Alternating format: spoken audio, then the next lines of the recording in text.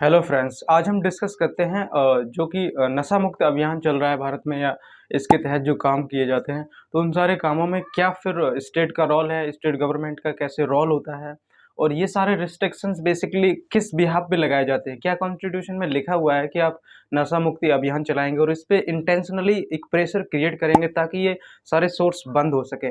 इन सारे सोर्सों को बंद करने की बात तो हम नहीं करेंगे क्योंकि अल्टीमेटली ये हमारे इनकम के सोर्स होते हैं, चाहे हमारे हों या गवर्नमेंट के हों।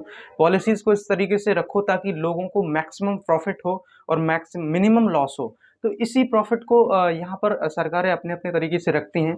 सबसे पहले हम बात करना चाहेंगे ड्रग्स मामला जो कि शाहरुख खान के बेटे आर्यन खान पे अभी हाल ही में 3 तारीख को जो स्टार्ट हुआ है। उन्होंने बॉम्बे के तटवर्ती इलाकों में कुछ एक छोटे-मोटे शिप पर एक पार्टी कर रहे थे। उसी दौरान उनके पास कुछ ड्रग्स के ड्रेसेस पाए गए और उन्होंने खुद इसका सेवन कर रखा था।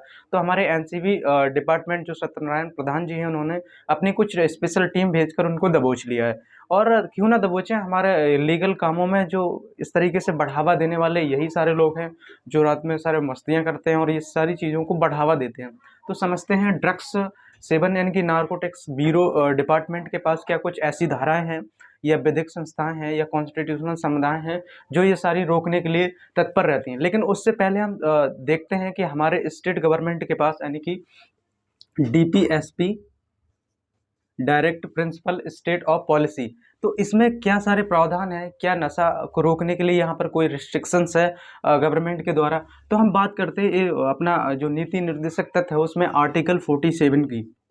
आर्टिकल 47 में स्पष्ट तौर पर लिखा हुआ है कि कोई भी राज्य सरकार नशे को बढ़ावा नहीं देगी, यानी कि ऐसे पदार्थ जो नशे के सेवन से रिलेटेड हो उनको बढ़ावा नहीं देगी। लेकिन उधर 1991 में जो अपने एलपीजी रिफॉर्म्स आए थे, एलपीजी रिफॉर्म्स, उनमें कुछ चीज़ें सरकार ने प्राइवेटेड तौर पर दे रखी थी। जैसे हम आजकल चरस, गांजा, अफीम की खेती भी सरकार के अंडर में रहकर करते हैं। लेकिन यहाँ पर कोई अगर इल्लीगल तौर से चोरी से इस सारी चीज़ों को अंजाम देता है, तो फिर वो सरकार के दायरे में नहीं आता। सरकार के दायरे से बाहर रहना यानी कि इल्लीगल काम करना। तो आर्टिकल 47 से हमें ये सीखने को मिलता है कि सरकारों के पास एक दस्तावेज है जो ये कहता है कि आपको हर हाल में धूम्रपान को रोकना है। धूम्रपान जिस सोर्स से हो रहा है उसको रोकना है। तो हमारी एक संस्था है ड्रग्स ड्रग्स लिया है, ये मामला चल रहा है। हमारी एक संस्था है एनसीबी, जिसे हम कह सकते हैं नेशनल क्राइम ब्यूरो। तो इसकी सबसे पहले हम देखते हैं कि स्थापना कब हुई थी, फाउंडेशन स्टोन कब रखा गया था। तो इसकी स्थापना 17 मार्च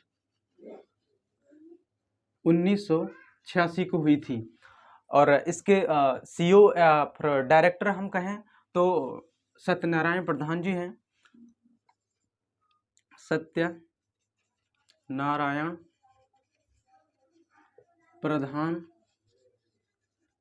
ये है और इसमें नंबर ऑफ एम्प्लॉयज़ लगभग 1000 प्लस हैं और इसका हेडक्वार्टर दिल्ली में है, आर के पुरम में। अब ये सारी चीज़ें हमने देख ली जो परीक्षा में ब्रीफली पूछी जाती हैं। अब इसकी जो एनसीबी डिपार्टमेंट एनसीबी डिपार्टमेंट की सेक्शन 47 में 44 में 44 में वो कुछ चीज़ें ऐसी लिखी हुई हैं जैसे एक्सपोर्ट ऑफ ड्रग्स और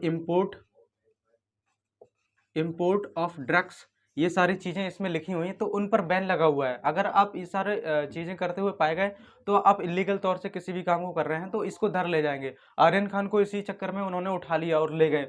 अब यहाँ पर और चीज़ें मेंशन होती हैं जैसे आपके पास ड्रग्स का मौजूद होना, यानी कि ड्रग्स को सरकार यदि पुलिस रिसीव करती है तो उस पॉइंट ऑफ व्यू से भी देख ले। 25 जो उसका सेक्शन है एनसीबी डिपार्टमेंट के जो धाराएं हैं 25 और 35 में स्पष्ट मेंशन लिखा हुआ है। आपने यदि किसी बंदे की हेल्प की, यहाँ पर सेक्शन हमने 8 में देखा, ये सेक्शन 8C में ये देखा। अब यहाँ पर ड्रग्स के मामले में किसी व्यक्ति की हेल्प करना, सेल एल परचेज में आपका हाथ होना, तो ये सारी चीज़ें अगर आप इन चीज़ों में इन्वॉल्व हैं तो मिल जाएँगे। आपको पुलिस पकड़ ही ले जाएगी, धर ले जाएगी और इन सारे आर्टिकल यानी कि सेक्शन धारा 25 में और 35 में ये स्पष्ट लिखा हुआ है कि यदि आपके पास कोकीन जैसे नशीले पदार्थ स्पष्ट रूप से पाए गए तो आप सज़ा के हकदार हैं। अब इसमें सज़ा का प्रावधान क्या होता है? सज़ा का प्रावधान इस तरीके से होता है जिस क्वांटिटी में, जिस वेट में आपके पास ड्रग्स, सपोज़ दैट अभी आर्यन खान के पास 30 ग्राम कोकीन पाई गई है, तो उनको जनरली लोगों का मत है कि ज़्यादा उनको सज़ा नहीं होगी क्योंकि उनके पास जो मात्रा है कोकीन या चरस, गांजा, अफीम की, वो बहुत ही कम है। सपोज दैट यही 1 केजी हो जाती तो फिर उसको लंबी सज़ा होती।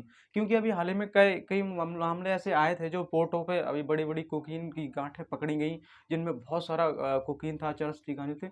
तो बेसिकली यहाँ से डिसाइड होता है कि कितने ग्राम चरस या अफीम पकड़ी गई, उस हिसाब से यहाँ नशा के ऊपर जो सज़ा होती है वो सज़ा मिलती है।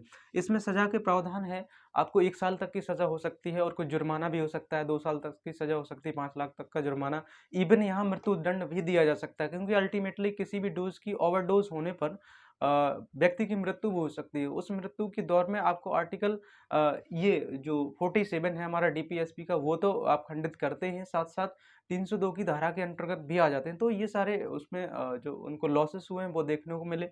हमने आर्टिकल 47 उनका सेक्शन 47 को डिस्कस किया एंड 8C में देखा कि क्या-क्या प्रावधान हैं। इम्पोर्ट, एक्सपोर्ट, सेल, परचेज और इन्वॉल्व, खुद ही सेवन के चक्कर में ये सारी धाराएँ उन पे लगती हैं। तो इसी तरीके के इन्फॉर्मेटिव वीडियो देखने के लिए आप हमारे साथ बने रहें। इसके लिए सिंपल सा फंडा आपको यूज़ करना है। नीचे जो सब्सक्राइब की हेडिंग चल रही है उस पे क्लिक करें और बेल आइकन को प्रेस करें ताकि आने वाले अपडेट्स आपको आसानी से मिल सकें। Thank you for watching.